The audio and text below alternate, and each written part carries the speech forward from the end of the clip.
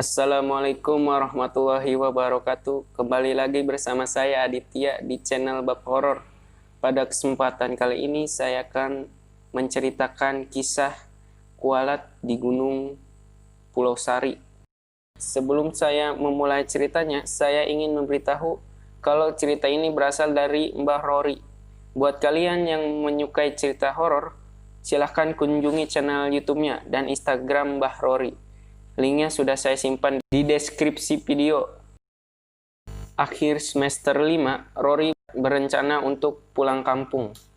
Dia pun mulai mengemas barang-barang yang akan dibawa. Tiba-tiba teleponnya berbunyi. Ternyata Mira, teman kampus Rory, menelpon dan mengajak Rory untuk ikut naik gunung. Awalnya Rory nolak. Tapi karena Mira terus-terusan membujuk Rory, akhirnya Rory mau ikut. Tapi Rory minta harus ada orang yang mahir dalam hal mendaki, yang ya minimal 1 orang. Kebetulan Mira sudah menghubungi dan mengajak Ricky, teman satu kampus tapi beda kelas. Nah, si Ricky ini mahir banget soal pendakian.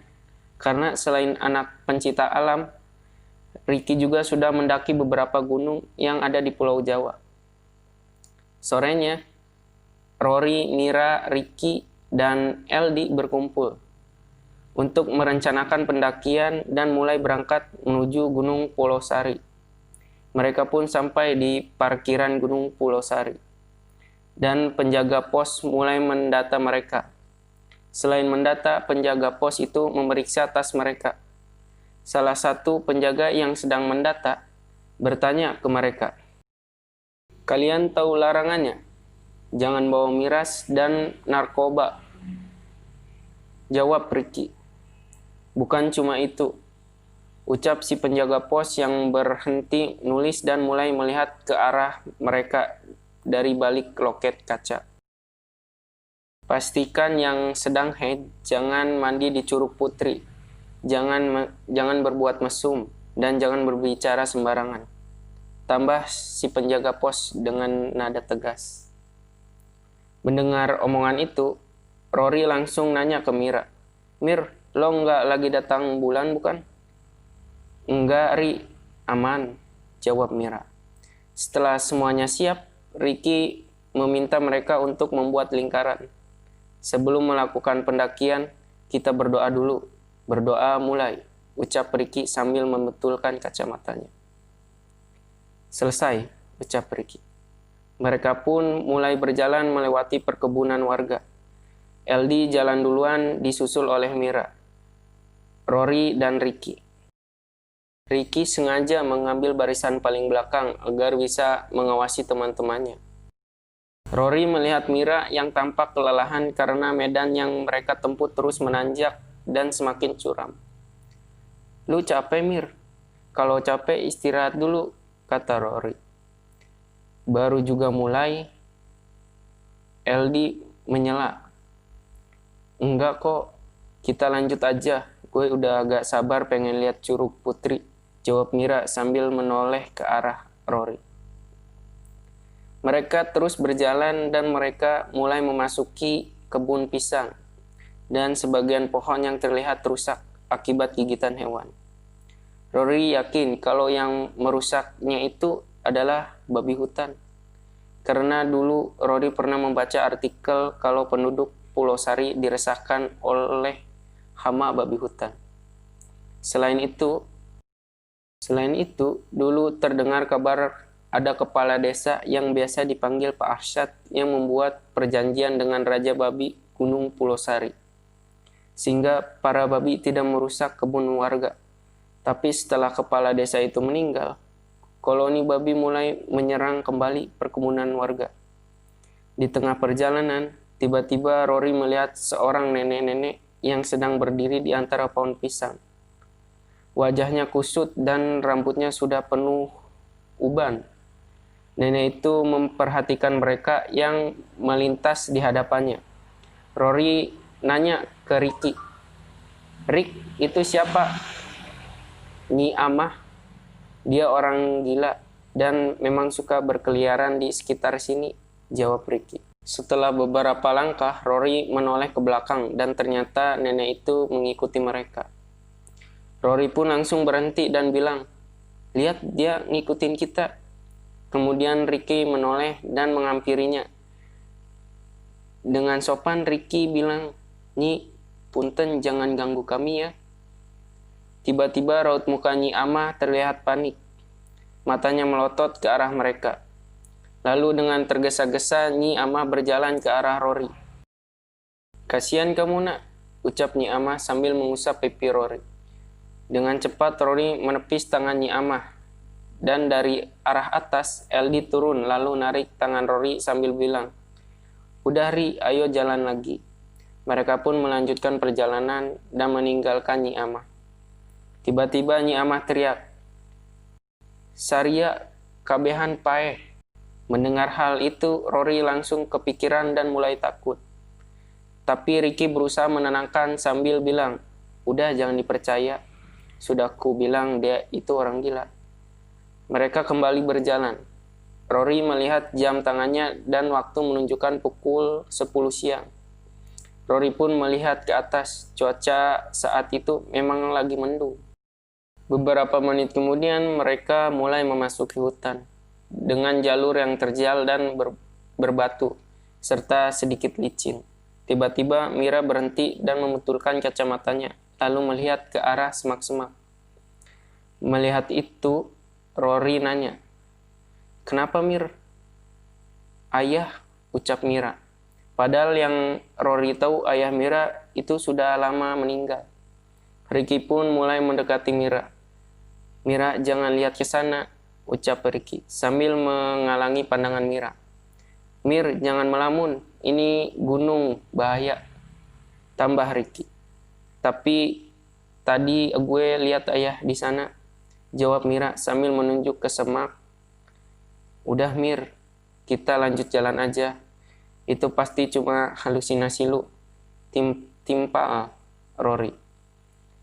Mereka kembali melanjutkan perjalanan, dan beberapa saat kemudian Mira minta istirahat sejenak. Karena nafasnya mulai terengah-engah dan wajahnya mulai berkeringat. Setelah merasa cukup, Ricky pun kembali mengajak mereka untuk melanjutkan perjalanan.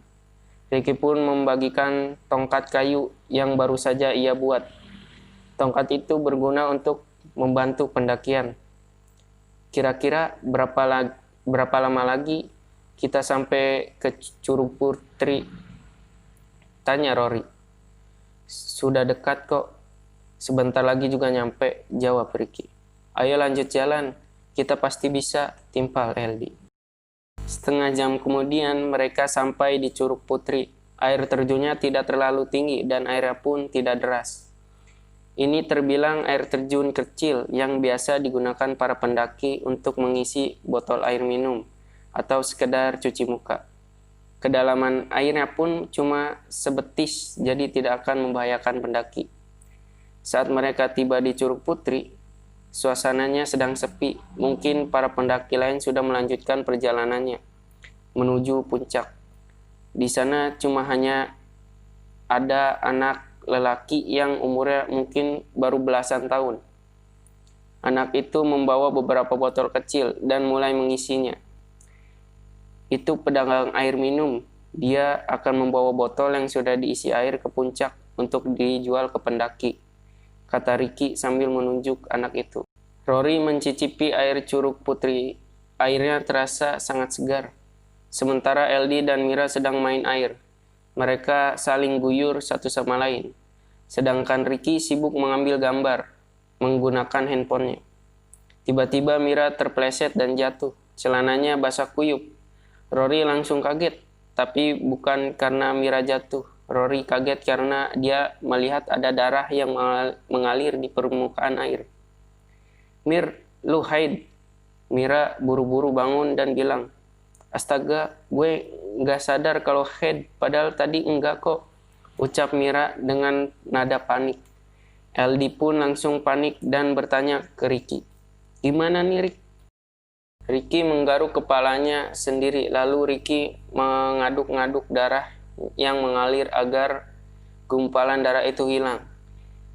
sudah gak apa-apa, yang penting banyak doa aja.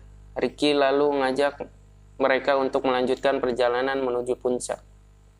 Tapi baru beberapa langkah mereka meninggalkan curug, terdengar suara raungan dari langit dan mereka gak tahu itu suara apa. Tak beberapa lama setelah itu, angin berhembus kencang. Mereka semua menutup mata karena banyak daun kering dan debu yang berterbangan. Dan saat mereka membuka mata, Mira sudah tidak ada. Entah Mira menghilang kemana. Mereka panik dan kembali turun ke curug, mencari dan memanggil-manggil Mira. Dengan panik, Eldi menarik-narik baju Ricky dan bilang, "Rick, Mira, kemana Rick? Gimana ini Rick?" Tiba-tiba terdengar suara, "Ada apa ini?" Dan ternyata suara itu berasal dari seorang lelaki tua yang muncul dari jalan setapak. Lelaki itu mengenakan baju dan celana hitam serta belangkon. "Pacar saya hilang, Pak," kata Eldi sambil menghampiri lelaki itu. Rory yang penasaran bertanya ke Ricky, "Siapa itu, Rick?" "Dia Pak Jaro, kuncen gunung ini," jawab Ricky sambil menghampiri lelaki itu dan menyalaminya. "Memangnya apa yang sudah dilakukan pacarmu?" tanyanya. LD langsung menjelaskan kejadiannya, sementara Pak Jaro cuma menggeleng-gelengkan kepala. Kemudian Pak Jaro berjalan mendekati air terjun, lalu dia mengacungkan kedua tangannya ke langit. Dan tak lama Pak Jaro menghampiri mereka kembali dan berkata, "Teman kalian baik-baik saja, dia melakukan kesalahan fatal dan ritual yang harus kalian lakukan jika ingin dia kembali." "Apa itu, Pak?" tanya Eldi. "Kalau mau, mari ikut saya," jawab Pak Jaro sambil melangkah ke jalan setapak menuju puncak dan diikuti oleh Rory beserta temannya. "Apa dia bisa dipercaya?" tanya Rory ke Ricky dengan nada berbisik. "Tenang aja, dia orang baik. Dia juru kunci gunung ini," jawab Ricky sambil membetulkan kacamatanya. Dan tangannya menepuk pundak Rory. Tapi makin lama Pak Jaro makin jauh dari jalur. Pak Jaro harus menebas rerumputan liar yang menghalangi jalan. Mereka semakin masuk ke dalam hutan dan auranya terasa semakin menakutkan. Setelah melewati hutan dan semak belukar, akhirnya mereka sampai di sebuah gubuk. Bangunan itu nampak terbengkalai dan biliknya dirambati tanaman liar dan di depan itu ada dua gundukan tanah seperti kuburan. Namun Rory tidak bisa memastikan kalau gundukan itu kuburan manusia atau bukan. Pak Jaro menggeser pintu itu lalu mempersilahkan mereka masuk. Eldi dan Ricky langsung masuk ke dalam. Sementara Rory masih berdiam di depan pintu. Rory ragu. "Bagaimana mungkin aku bisa mempercayai orang yang baru saja aku kenal?" ucap Rory dalam hati. "Kamu kenapa?" tanya Pak Jaro. Rory diam, matanya masih memperhatikan gubuk yang sudah buluk itu. "Curiga sama saya?" Pak Jaro kembali bertanya. "Ri, ayo masuk," ucap Eldi. "Kita mau apa di dalam, Pak?" tanya Rory yang penasaran dan curiga. "Ada ritual yang harus kita lakukan sebagai bentuk permohonan maaf," jawab Pak Jaro. Kali ini Ricky berusaha membujuk Rory. "Jangan khawatir, Ri, masuk aja." Dengan ragu-ragu, Rory mulai melangkahkan kakinya. Di dalam gubuk Pak Jaro meminta mereka untuk melingkar. Dan kemudian Pak Jaro menutup mata dan memulai membaca mantra. Entah mantra apa itu, Rory tidak bisa mendengarnya dengan jelas. Setelah ritual selesai, Pak Jaro bilang, "Temanmu itu kualat. Kalian juga akan kena imbasnya. Malam ini kalian harus nginep di sini. Dan saya akan melakukan ritual di curug agar kalian semua selamat." Mendengar ucapan itu, Eldi bertanya, "Bagaimana pacar saya, Pak?" "Nanti setelah ritual dia pasti kembali." Malam semakin larut. Pak Jaro dari tadi sore pergi meninggalkan mereka di gubuk itu. Mereka semua menggelar tikar dan menyalakan lampu LED. LD dan Ricky tidur dengan pulas, sementara Rory sama sekali tidak bisa tidur karena pikirannya merayap kemana-mana. Rory tak habis pikir kenapa mereka berdua bisa tidur dengan pulas. Padahal Mira masih belum jelas keberadaannya. Rory juga bingung bagaimana kalau Mira nggak ketemu. Apa yang harus Rory katakan ke omnya?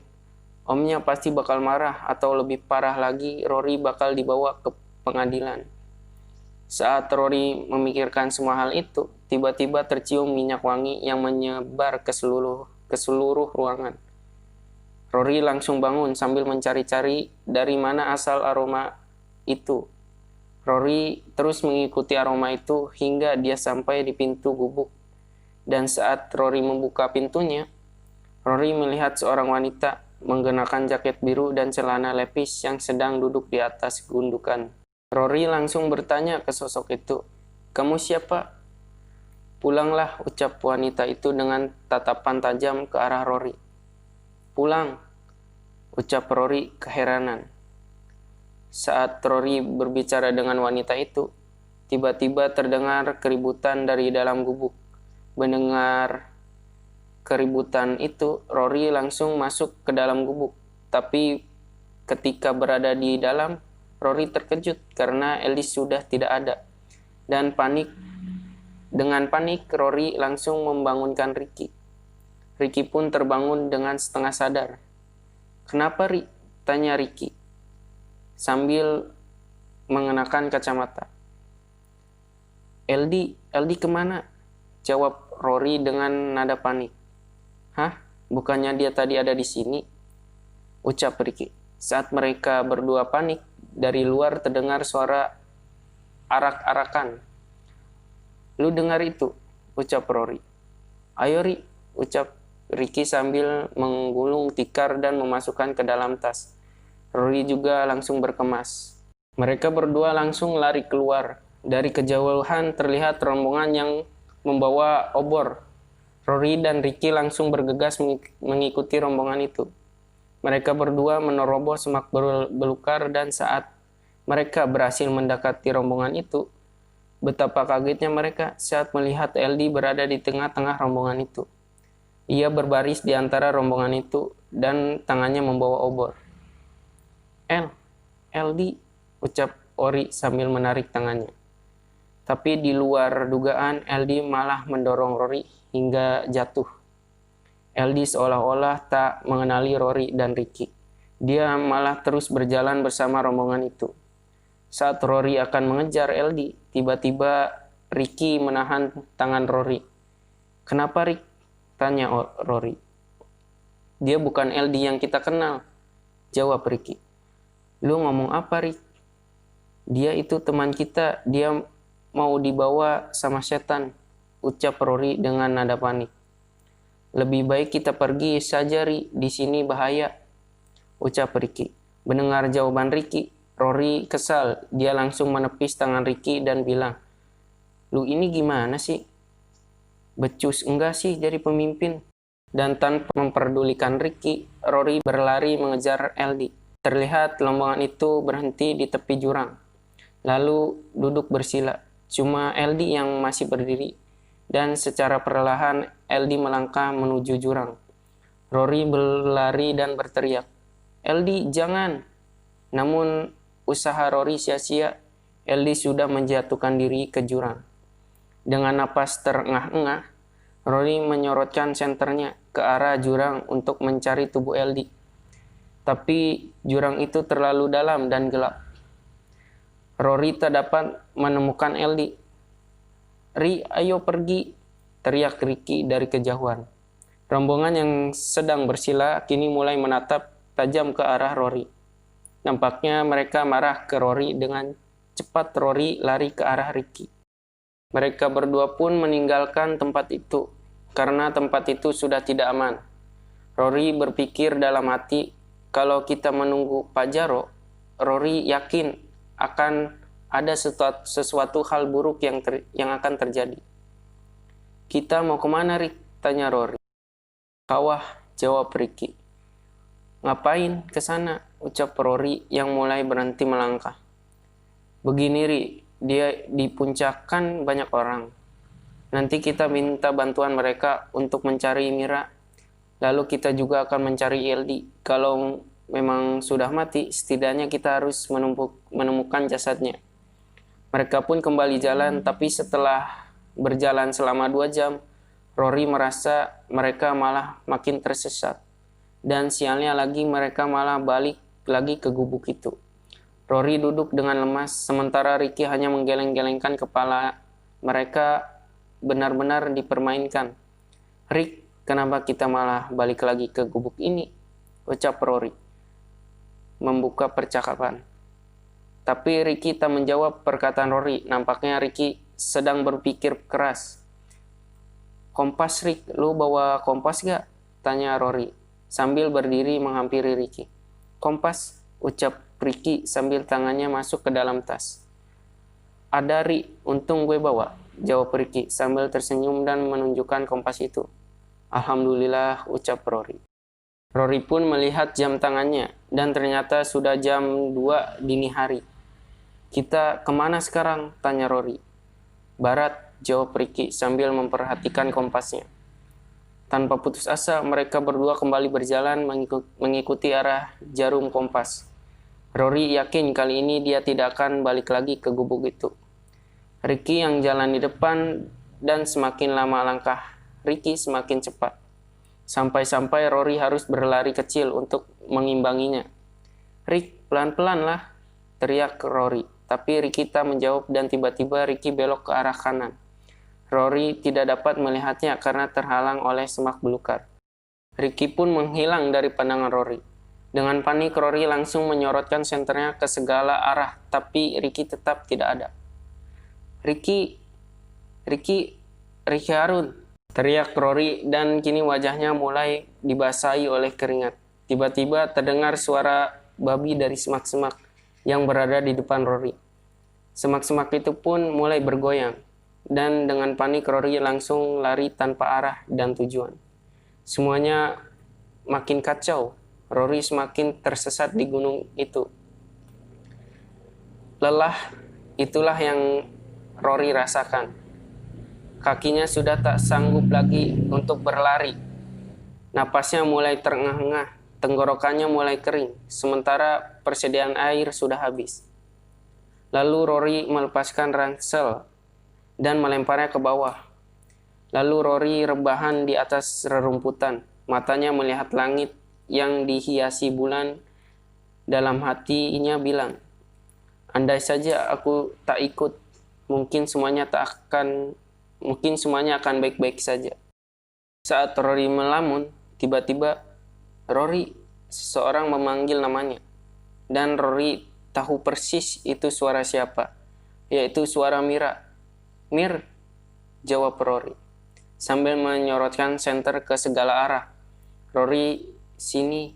Sebuah tangan perempuan muncul dari balik semak-semak, dan di pergelangan tangannya ada jam tangan biru, dan itu jam tangan Mira.